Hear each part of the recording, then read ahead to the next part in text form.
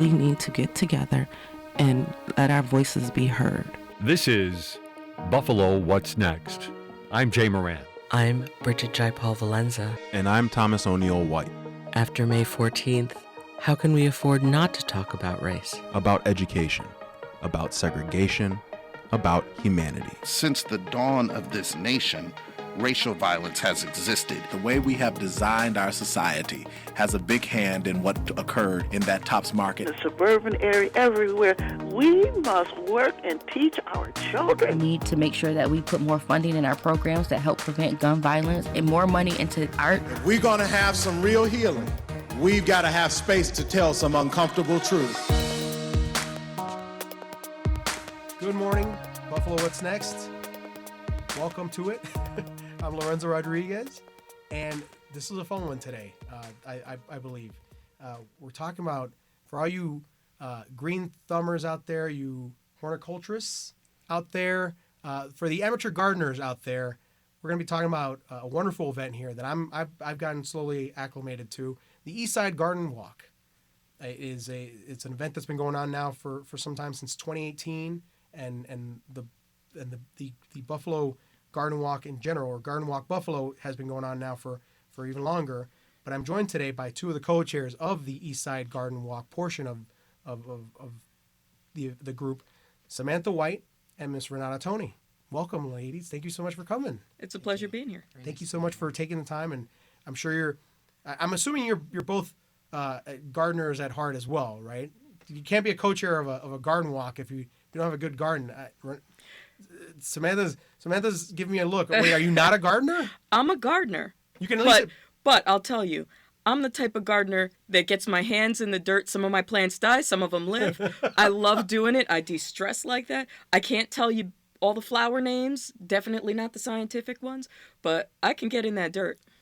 But I think whether you're a gardener or not, I'm not a gardener. I'm not going to go out here and say that. My wife is the gardener. She's got the green thumb out of the both of us. But you can appreciate the fine beauty of flowers, of greenery, especially in a place like Buffalo, right?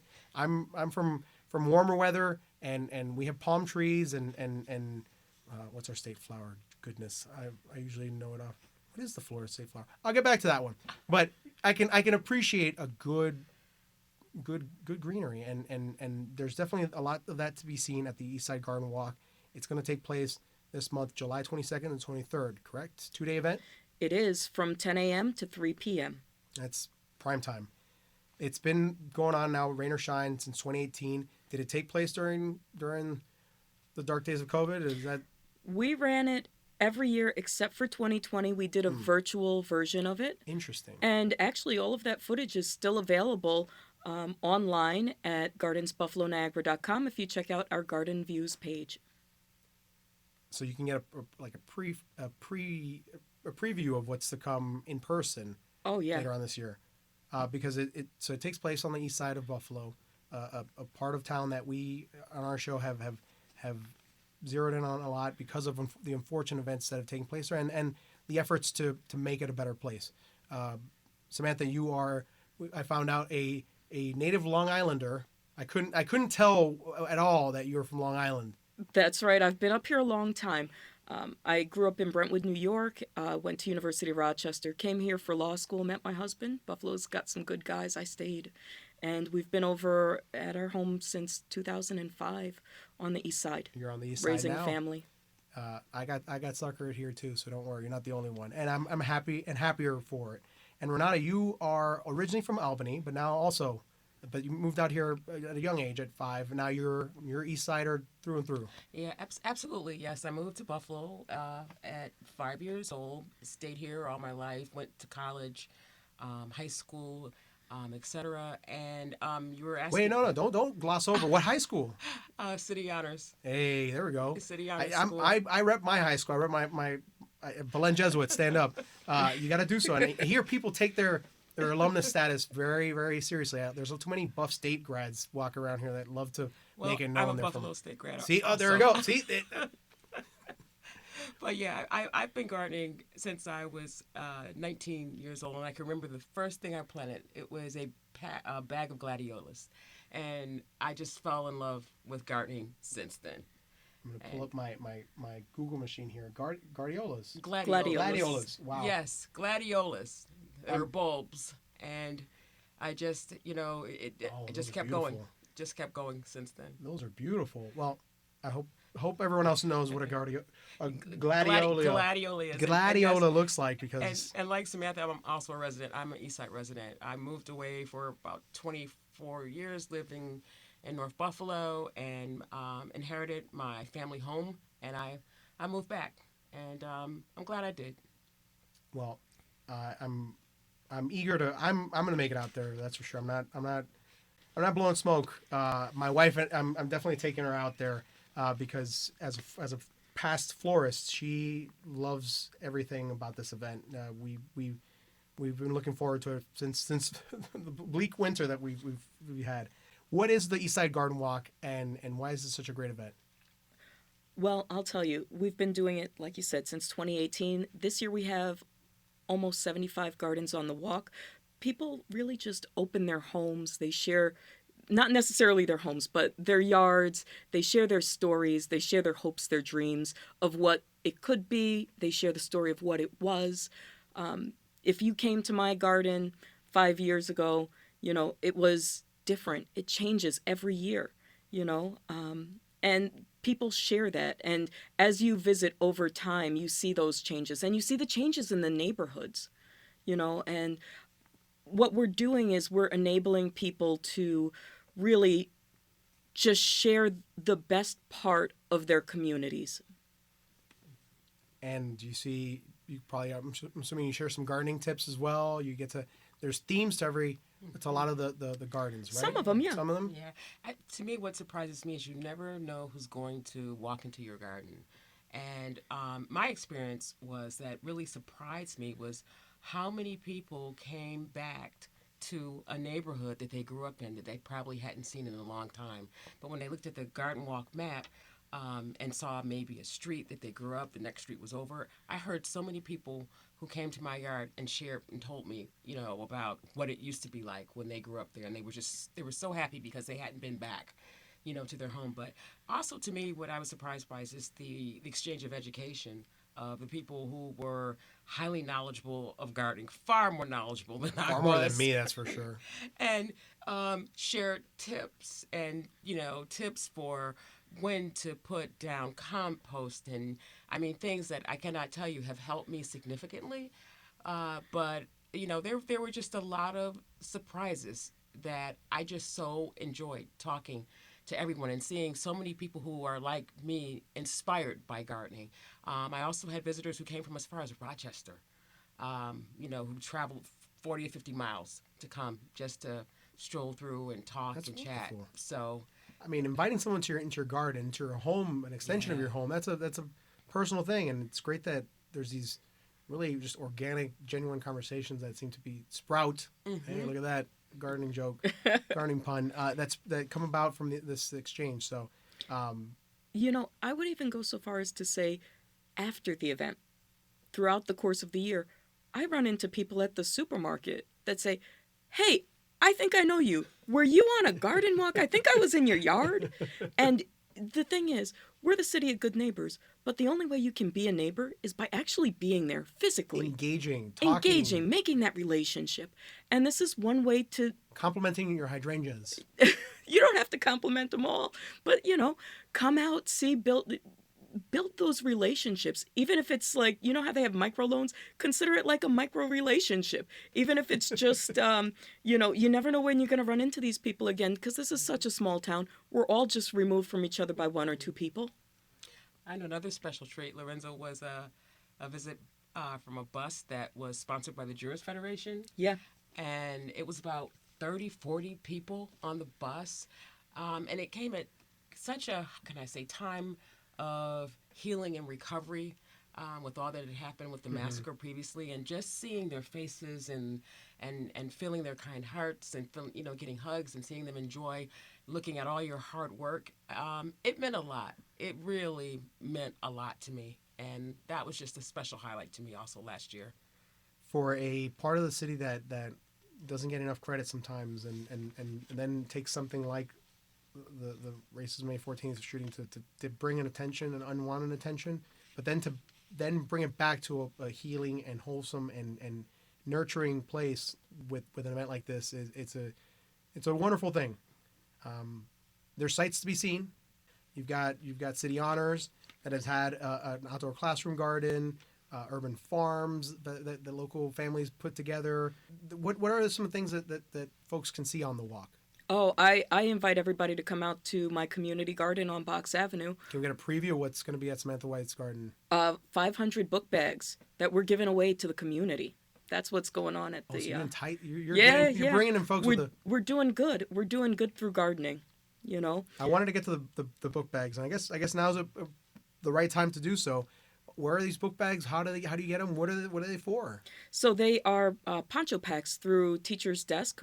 We fundraised, and we're able to purchase 500. We're going to be giving away 250 on Saturday from 12 to 2 p.m. over at the Box Avenue Community Garden near Fillmore and Utica. It's marked on the map, which you can find at eastsidegardenwalk.com. You can also find maps at your local public libraries or over at MLK Park during the day of the event, and People's Park off of Main Street near the Tri-Main building during the event Saturday and Sunday. We would encourage you to come out. You must have the child present with you. These book bags have everything you need: notebooks, binders, pencils, pens, glue sticks. They're sturdy book bags, and a lot of kids are going to get helped. I'm not yet at the point in time as a father to do the back to school supply purchasing, but I know it's a lot. As a former student, I remember how you wanted the Trapper Keeper and you wanted the new notepads. The girls wanted their Lisa Frank ones. It's a lot to put together, and the fact that you all are providing that to possibly people that really need it is huge. 500 book bags, that's a lot. It is, yeah. And as far as you have a very giving garden. What are some of the other themes, or what in it's been now five years of the event, right? Mm-hmm. What are some of the takeaways? What are the big ones that you remember in the past? I was looking on the website. There was a 3-story statue, a Buddhist Zen garden that someone had. The statue was from Vietnam. Like what kinds of sites can we see? So I'm going to be 100% honest with you, Lorenzo. I usually am in my garden. And so you're hosting. I'm hosting, and so I don't necessarily get the opportunity to go and visit all of the gardens, except for when I'm delivering signs. But I would tell you that I've had the opportunity to see a lot of these gardens, and whether it is the 3-story statue or a pot of flowers, I'm telling you, the best part of the walk is really talking with the people. Mm. It really is. It really is, and I can certainly speak for my garden, which when people wander in, they're surprised by what they see because, I love art. I worked at the Birchfield Penny for 14 years previously, so I think my garden has different elements, more representations of art, also sculpture. So I think people are sort of wowed when they walk in. They're not expecting that versus just green plants and Charles Birchfield, an admirer of greenery, of flowers and. Oh yes, he was an environmentalist. He was an environmentalist, and his natural landscapes were absolutely amazing. So seeing all that. I think that's one thing that's kind of distinctively different in Buffalo's gardens is that there you will find more representations of art when you walk to. Even at the larger Buffalo Niagara's Garden Walk, you'll see a lot of art in yards that normally you just don't see in other places. In fact, Gardens Buffalo Niagara, we sponsor an annual garden art sale, which actually just occurred a couple weekends ago. Oh, last weekend, this. yeah. Well, but you can look forward to it the third week of June for 2024. Well, there's a lot of events actually within the Gardens Buffalo Niagara umbrella, right? Yeah. I looked at the one of the tabs and it's just boom. Yep. There's one that I'm going to touch on in a little bit. The children's garden walk. That seems very exciting. One of the landmarks that you'll see noted on the Eastside Garden Walk map is the Freedom Wall. I bring it up because for 4 years, we advocated for a dignified streetscape. It had been littered with exposed rebar, tall grass. It was dilapidated. And when you have such important local and national African American leaders, you need that surrounding to be dignified. So after years of advocating for these repairs, Senator Kennedy came through and he was able to find $750,000 worth of funding. And this year, it's actually complete. Even if you stop by at night, the Freedom Wall is now lit at night. And it's a real honor to say that, East Side Garden Walk, along with Michigan Street African American Heritage Corridor, did a lot of the work, working with stakeholders and the community to make this project happen. And we're just so thankful for the support of Senator Tim Kennedy in actually realizing what we needed for our community. So if you have a chance, please go out and visit the Freedom Wall, because it's a project that is near and dear to the East Side Garden Walk. It's a great stop on this wonderful trip that you would embark on the East Side Garden Walk. Garden Walk Buffalo in general, this is what they do. I think it's garnered some tourism awards. It's beautified and rejuvenated neighborhoods in other parts of Buffalo, but also very much the East Side, as we've mentioned. And it attracts those visitors from the U.S. and abroad each year. I think I saw that it's an estimated annual impact of $4.5 million. That's correct. That's the impact that Garden Walk Buffalo has on its neighborhood. And we want to see the same financial impact on the east side of Buffalo. We want to see businesses supported during these events. So if you have a chance, stop off at Manna, stop off at Golden Cup, grab a coffee, support the businesses, help grow the community, helps be a good neighbor. Some of the other things that I've seen, going through the yards, you'll see people displaying blankets that their families had knitted, or what's the patchwork called? Quilting together. Yeah, I've seen that, and it can be beautiful. It's a predominant tradition in the African American culture. So you really see that culture on display. You'll see African style artwork. There's just some really amazing gardens where you see the house from the front, and then you go into the backyard, and it's just like, wow, you feel like you're in a whole different space. And you really see how people put their thumbprint. Yeah. These are not only just, we're lumping it all into East Side, but we're talking about neighborhoods, Masson Park, Willard Park, Elmsley, Lovejoy, on and on and on, the Fruit Belt, Larkin, Hamlin Park. This is a big expanse of Is there a walking tour? Well, what Are there any... is challenging on the East Side Garden Walk, and we can privately say, though, the East Side is Buffalo's largest side, versus West, North. So it's a huge footprint. The other Garden Walk is more clustered in a certain area of Buffalo. What would that be? Southwest. In that cluster. This sounds about right. Southwest the Delaware Buffalo, area. Yeah, Delaware, down in that area. But the east side is huge. So cyclists encouraged. Yeah. The best strategy is grabbing a copy of the map, seeing where there's some good clusters, driving out there and then walk in the cluster, find another cluster, drive over to that cluster. Or there are a lot of bicycle tours that are happening. I know that Westminster Presbyterian is doing a bicycle tour. I believe that Explore Buffalo is going to run a bicycle tour. It's getting exciting. It is. This is nice. Yeah. It's summertime in Buffalo. This is the time that you look forward to all year. Or just rent a limo and go run all of them. I'm with you, Renata. I don't know what circles you roll in, but if you want to invite me on your limo, I'm happy to. I can't fund it.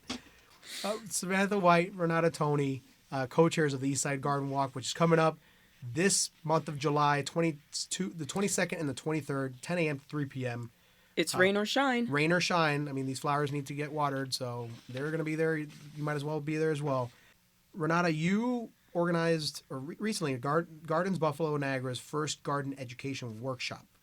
Can you elaborate on what that was, what it took to get going? What do you learn at said workshop? Okay, well, absolutely. Well, let me start with what's really unique about East Side Garden Walk, and I've been involved for the past 3 years. But what it's starting to do, I think, is it's starting to evolve and develop an identity on its own. And I give Samantha White so much credit because she wanted it to be more than just flowers.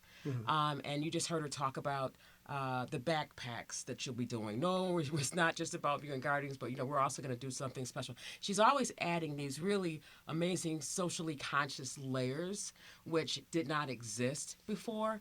And then she started the children's garden party. So the identity is still evolving, and I get my inspiration as it related to doing the Learn Shop, was inspired by her. And I have to thank Gardens Buffalo Niagara for supporting us in these directions that we want to take, because if it wasn't for them, and they support our ideas. But last summer, Sally Cunningham, the queen of gardening in Western New York, she is royalty. Nationally known. Nationally, internationally known. She came for a visit with Jim Charlier to my garden, and I was just so honored to have her there. And we talked, and then we walked through my gardens. I asked her for some suggestions, some tips, which she gave me. But then she just said to me, she goes, Renata, I'm so impressed with Eastside Garden Walk. I want to do something.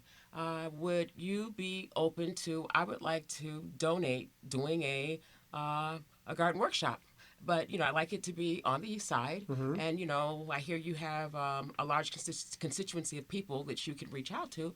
Would you be willing to do it? And I was just blown away by that. So we said, okay. I went back to Samantha. We talked about it. She was like, yeah, absolutely. So we collaborated with Phyllis Lobbins, who is also a master gardener. She resides on the east side, has an amazing garden. Oh, my goodness.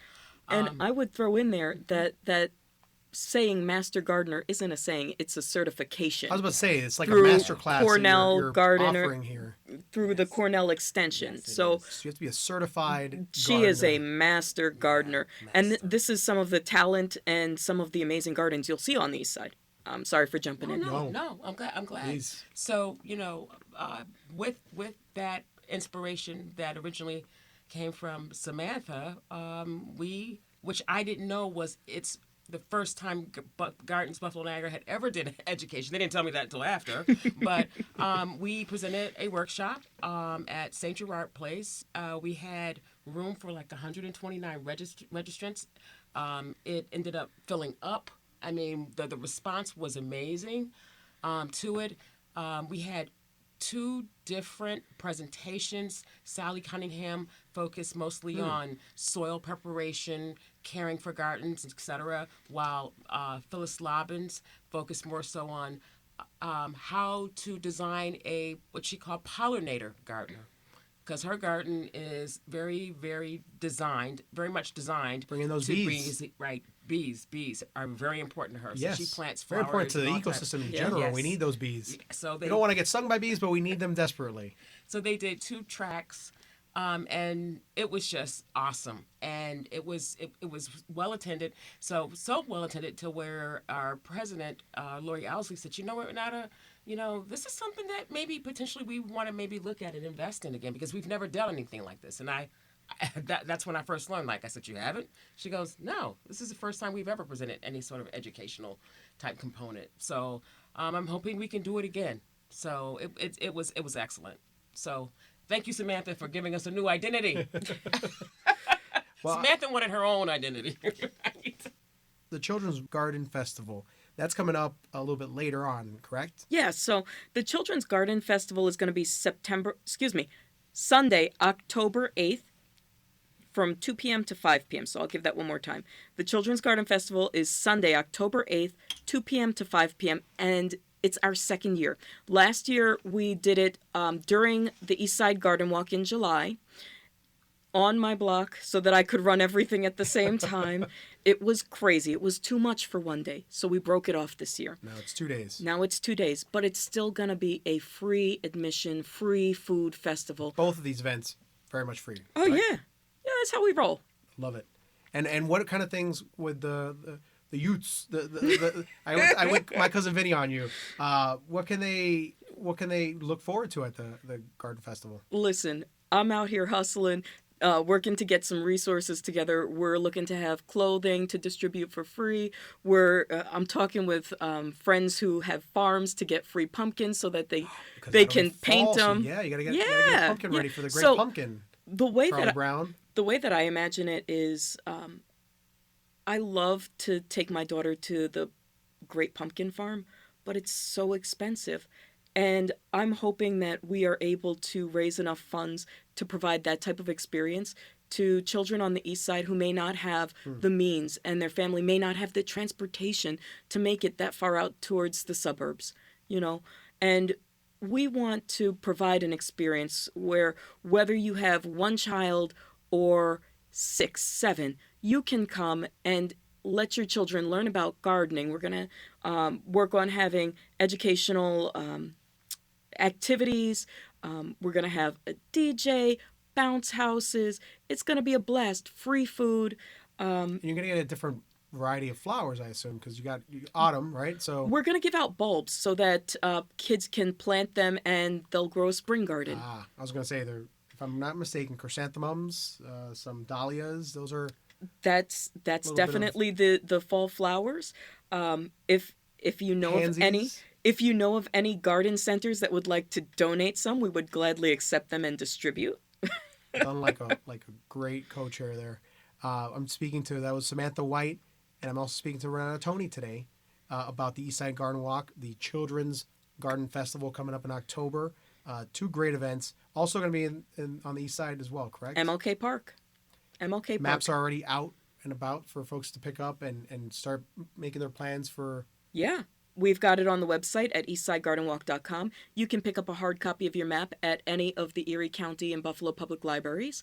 And the day of the event, the garden walk, that is, Eastside Garden Walk, you can pick it up at the People's Park off of Main Street near Tri-Main Center, as well as MLK Park. So this is the Eastside Garden Walk, but before this, and this started in 2018, but before this, it was... the Lunenfelds, correct? So that started the whole Buffalo Niagara Gardens Buffalo Niagara first event here. Can you give me a little bit of the history of the organization? So we currently exist as Gardens Buffalo Niagara, but we weren't always Gardens Buffalo Niagara. It really developed out of a trip that Marvin Lunenfeld and Gail McCarthy took to Chicago back in '93. They saw a garden walk and brought the idea back and said, we should do this here. And they did with their block club, the Norwood West Utica Neighborhood Association. And they did their first tour in 1995. And it grew, and like every good flower. It incorporated as Garden Walk Buffalo in 2007. Well, they weren't the only game in town. There was also the National Garden Festival, which did open gardens, as well as some other gardening events. By 2014, everybody realized we shouldn't be reinventing the wheel. We shouldn't be competing with each other. We should be working together and collaborating. And so the two organizations reformed and merged and became Gardens Buffalo Niagara, which has grown. And now we host events like Garden Walk Buffalo, which everybody knows gets 100,000 visitors per year. Eastside Garden Walk, the Garden Art Sale, Urban Farm Day, the Children's Garden Festival, Open Gardens, which expand beyond the city limits, and you can visit gardens on Thursdays and Fridays every week in July throughout all of Western New York. It's amazing. It's the one theme I keep hearing here in one form or another, whether it's welcoming folks into your garden, into a private space, it's usually a private space, to commiserating on the ups and downs, the trials and tribulations of growing a garden yourself, successfully or unsuccessfully, is the sense of community and welcoming. And that's a wonderful thing. It's an amazing thing that you all are doing, bringing not only the East Side together, but also Buffalo and Western New York together with this event and all the others that branch out from it. I've gotten two puns. I'm trying to go for a third one. Let's see if we can do it. But it's an amazing event, and I hope our listeners head on out there. July 22nd and 23rd, 10 a.m., 3 p.m. Starting at, you guys can start at MLK Park and then go from there. You can start anywhere you want.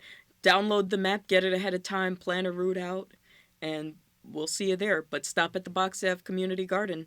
And can you pick up a map at People's Park also? Oh, yeah. People's Park has the maps. Park. Yeah. Okay. And last question. We were talking briefly before. My wife is a florist. I have to know my flowers. My favorite flower is the orange blossom, Florida state flower. I gotta represent high schools, represent home states. But your favorite flower, Renata? Okay, well, I have a series of native plants in my yard. So I have milkweed, some monardas. One of my favorites also is a plant. I hope I'm pronouncing it right. It's called Montbretia, or it's also, some people call it Lucifer's lips. Ooh. Yeah, they're really beautiful. And I also love plants that attract butterflies. Yes. So I have a lot of butterfly bushes. I have different variations of hibiscus that bloom just absolutely beautifully. So I think those would be my top favorite representations in my yard. She'd get mad at me if I didn't say it. My wife is an orchid fan, so of course I very have orchids high too. taste, highfalutin taste. Not cheap flowers in the slightest. But Samantha, your favorite flower? I'm going to pass on the flowers. I'm going to go with my favorite plant being some of the vegetables that I grow, like the kale and the collards, because it gets me friends in the neighborhood. You know, we grow them in the community garden, and everybody keeps an eye out. And when I'm there, hey, are they ready yet? So I'll go with the veggies. True community builder here. Yes, she is. My master gardener in training and community builder, Samantha White, Renata Toney, just two wonderful individuals. Thank you very much for your time today and for sharing, for taking us on a virtual auditory garden walk, and hopefully learning some folks to a wonderful event in their backyard that they can attend this month. Thank you so much. Thanks for having us. Thank you so much, Lorenzo. We're going to take a short pause here, but we'll be back with Samantha to discuss school suspensions in the Buffalo area after this. This is Buffalo What's Next, where we have conversations with the community about moving forward. To have your voice heard, press the Talk to Us button on the WBFO app, and we'll work to get your questions and comments on the air. Join us on Twitter @WBFO or email us at news@WBFO.org. Together, we'll have the conversations that are needed. This is WBFO, your NPR station. We're back with Samantha White. She is the president of the Minority Bar Association of Western New York, a criminal defense and civil litigation attorney, and a member of Western New York Law Center's The School Discipline Project. We spoke to her previously about the garden walk, but now we're going to speak to her in something a little bit more pressing, which is school suspensions. Samantha, what's the work that you're doing with the School Discipline Project? We've been focusing our work over at the School Discipline Project on holistic representation of families and students when they're dealing with the school district, especially in disciplinary proceedings. We strive to reduce the current racial and special needs disparities that show up when you look at the statistics in school discipline here in the Buffalo public school systems. We do that by promoting this existing protections and safeguards of educational law by ensuring due process rights and representation during disciplinary proceedings. And it's a real pleasure and honor to be here to talk about this a little bit. Well, I appreciate it. It's a topic that we've covered in the past, and it's unfortunately still ongoing in this area. I think I saw that Buffalo is one of the leading school districts that hands out suspensions in New York State. Is that correct? That's correct. We are a top suspender, especially when you look at it per capita, right? We beat New York City. They've got so many more kids than us. So the Western New York Law Center School Discipline Project is a new legal advocacy program that's basically been developed since I got hired over at the Law Center this past February. I'm leading the project, building it from the ground up, and assisting families in their disciplinary proceedings. So say your kid got suspended, sent home, typically you'd end up in a virtual hearing with the Buffalo Public Schools. It's done in 15 minutes. Instead, you can be represented by an attorney for free. We do this for free through our grant funding. And, we help kids get better results. The reason that we're so focused on the work is because when you look at the statistics, a lot of these suspensions are what you call subjective, right? So it's almost things that every case is, there's some gray area there. Yeah, a lot of the suspensions are based on insubordination, which is very subjective, being disrespectful, which is subjective, and it allows bias to enter.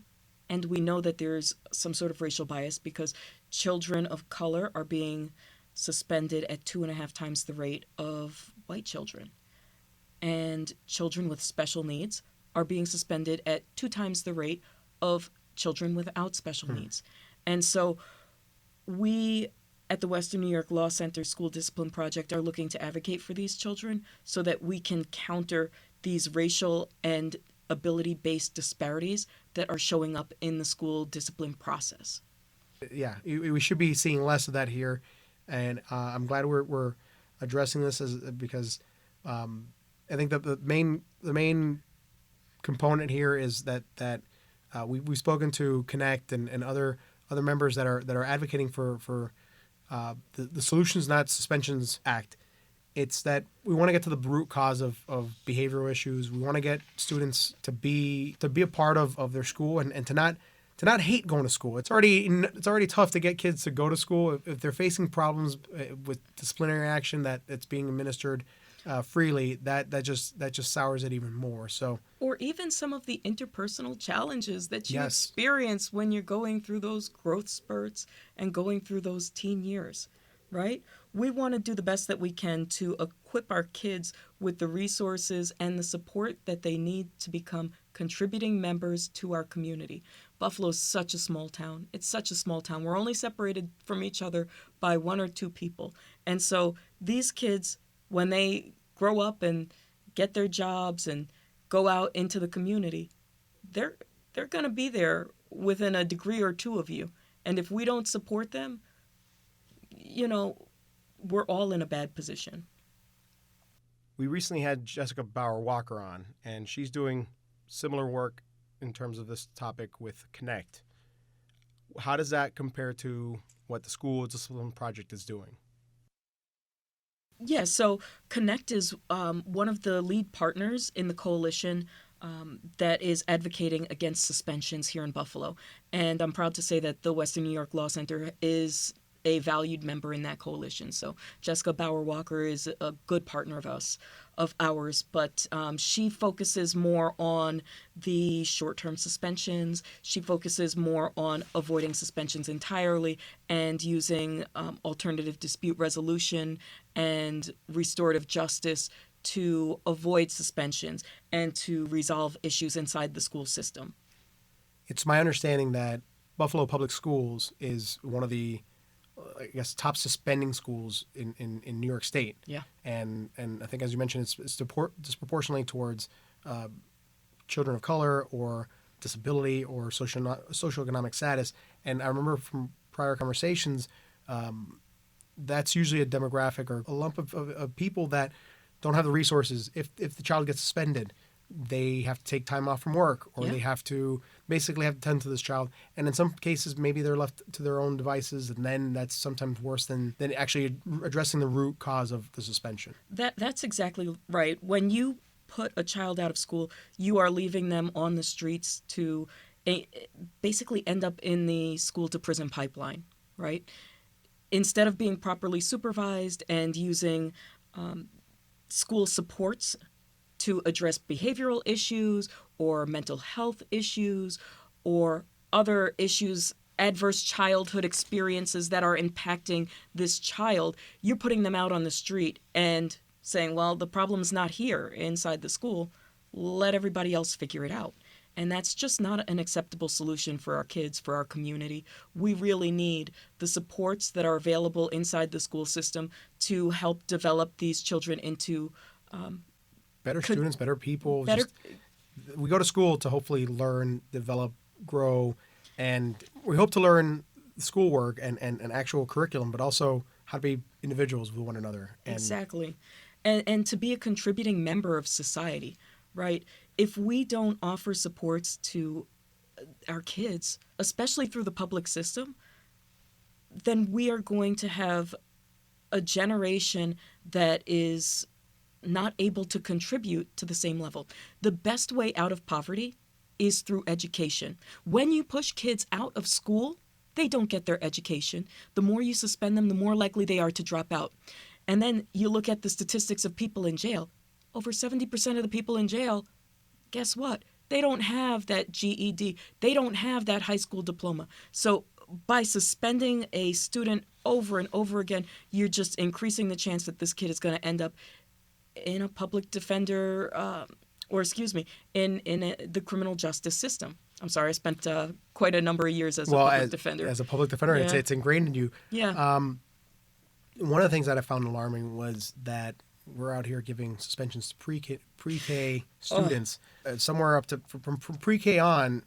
Almost 1 in 10. And I'm here's where I toot my own horn. I've never gotten suspended. I've gotten detentions, but I never got suspended. But I never saw anyone get suspended in some age as early as pre-kindergartner. I don't think at that age one can really truly grasp the punishment. I guess you don't get to go to school and play with your friends. I don't know. It's lost to me a little bit at that age. So I would say that while we are advocating for the solutions, not suspensions legislation, which has been working its way through Albany for over 5 years now, the district could take action today and change its policies today. They could stop suspending pre-K, kindergartners, first graders, second graders, third graders. Guess what? That was almost 1 in 10 of the suspensions this year. It was 8%. Wow. 8% of the children suspended this year were between pre-K and third grade. Why? I'm here with Samantha White, president of the Minority Bar Association of Western New York. But in this case, we're speaking about the Western New York Law Center's School Discipline Project. So you're helping folks, helping parents that are in these disciplinary hearings and in this, I guess, cyclical process of instant suspension or it seems like the go-to is suspension. Yeah. We're not really addressing the root cause of the behavioral issues or just whatever the disagreement is here. What are these solutions besides suspension? Because some kids need to get disciplined in order for the rest of the students to be able to thrive. What are the solutions that are being offered? So what I would do instead of suspensions, and I think that suspension should be banned across all the grade levels, but definitely K through 3. It's my belief that in order to create a better learning environment, we have to stop forcing kids out of the class. We need to invest in programs and policies that address root causes of student issues. And those are academic struggles, adverse childhood experiences, mental health gaps. Maybe they're not receiving services, behavioral health gaps. Maybe they need more services. Now, you can find services for behavioral health through the school-based counseling as well as for mental health. But then you have outside vendors like Best Self. There's Evergreen. There's plenty of counseling agencies. And sometimes it takes a family coming together with the school, with teachers, with administration, and really sitting down trying to figure out what's going on with this child. What resources do we have in the school? What resources do we have outside the school that we can tap into to resolve or address so that we place this child in a position to prosper academically and to grow into a contributing adult? You mentioned those agencies that help in these cases. Are you finding that it's the parents that are kind of doing the legwork and bringing everyone together, or are you seeing some schools that are actually going that route? So I would say case by case, it varies. And I don't think that it's solely the responsibility of the school district or the parent, but I think that there has to be communication, cooperation, and collaboration. And I think that with those 3 keys, you can unlock a whole lot of doors. Are parents aware that those resources are available? Because sometimes some are and some aren't, because all these parents have different levels of education themselves, and have different backgrounds. So sometimes having resources, having information on resources isn't something that is accessible to all people. And so I think that's where the school comes in, letting people know what the resources are, how to get help for the children when they need to. And are the schools aware in these resources enough to bring them in to help, or is this? Are you seeing that they're not? That would be a question for a school official, and I'm not going to speak, to that. I would invite them to come onto your show. I'm inviting them to come onto your show. Please do. Buffalo Public Schools, come on down.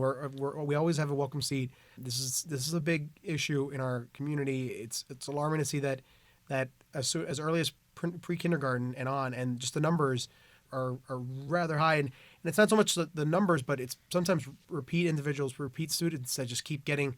It's cyclical. Yeah. Students racking up multiple suspensions. That, okay, this child obviously there's something going on here. Why isn't the public school system doing more to address that behavior and try to remedy it instead of just the stopgap solution of, we're going to suspend you again? Yeah, I work in this area and I can't figure that out myself.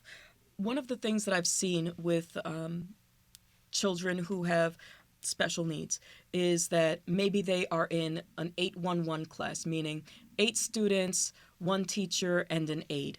Okay? And this would be for their core classes, like your math, your science, your English, your social studies. The very important ones. The important ones. But the rest of the time, you're in a big class for gym, for art, for music, whatever specials you have. And that's when the problems happen, right? When there's that lack of structure, that extra set of eyes on the student is gone. You're in a bigger class with more people, and maybe the students in the general education class are, teasing the special ed student. And before you know it, an incident happens. And then you're in this cycle that repeats over and over again. Sometimes it's the student, sometimes it's the situation. And we go through the full process with these children with special needs. We'll do the manifestation determination review hearings for the families, and this is all at no cost. We'll represent them for the superintendent hearing itself. We'll do the MDR hearings, and we will advocate for them. Sometimes at the end of the manifestation determination review, they'll say, we're going to refer this case back to the Committee on Special Education to develop a behavioral intervention plan. Well, we'll do the representation on that too from time to time, So we really do try to holistically represent the client with their legal issue to try and get more services, to try and get better outcomes, and to try and let the school know that this family has figured it out and they're not going to, keep letting you push them and their kid around. And sometimes that's half the battle. And you're seeing in some cases where these students are then ultimately pulled from the school system or in some cases they go to a charter or private school. Is it better? So it's not necessarily that the school is pushing them into a charter school or expelling them that they have to go to a charter school. Really, the families sometimes get frustrated and remove their child from the public schools to put them into alternative schools. We're speculating here, but as far as the public school system, if you had to, once again, speculate as to what might be the cause of this inaction, is it staffing? Is it just everyone being? From what I've gathered, there's a need for teachers. There's a need for substitute teachers. There's a need for anybody in the education field. Is it lack of support on the education side of their personnel that might be contributing to this? Or again, I would say invite somebody from the Buffalo Public Schools down to talk about this. There are real resource limitations that the public school has, okay? And the charter schools are effectively a drain on the resources of the public schools, okay? But I don't want to speculate, but I would say that I'm not going to get myself in trouble. I'm not going to do it. Almost. Spoken like a true attorney. No, so close. I appreciate it. And the invitation is always open for anyone from Buffalo Public Schools to speak on this, because the outcry is steadily growing, and you're hearing more cases about this. Recently, we heard the case of Dario Rivera Reyes, the 12-year-old boy who committed suicide because of bullying. The boy who was the bully in this case, numerous suspensions. The biggest takeaway there is that there were, I guess, red flags. There were incidences leading up to this saying, hey, this boy is being troubled by another boy. What are we doing about it? Suspending him. Not getting to the cause of why this is a problem or why this continues to be a problem. And it's a challenge per se, because like we addressed is that teachers are also lacking in resources, but at the same time, it seems a legislative issue that is not being addressed properly. So when we were talking about root causes and alternatives to suspension, I only went halfway through the list. We talked about behavioral health, mental health, but dispute resolution, restorative conferences, getting people together, the person who may have said or done something along with the person who was a victim, to figure out what is causing this, what can we do differently in this situation so that it doesn't reoccur, right? Bring all the parents together, bring all the kids together, bring some professionals from inside the school or even outside the school. We have partners like the Erie County Restorative Justice that specialize in this. Mediation, teaching these kids some interpersonal skills through conflict coaching, and by using credible messengers, people in the community that they actually know and respect, to tell them that, this isn't the way you handle this. As you get older, this is what you got to do, Yeah, because one of the things you learn in school is just that. You said interpersonal conflict resolution. Yeah. That is, if you aren't exposed to peers and you go through those I guess those instances of adversity and conflict, you're not really preparing yourself for the real world, which is unfortunately plagued by conflict at times. So resolving things in a way that's not violence, that's not eventually or leads to violence or leads to, in this case, suspensions.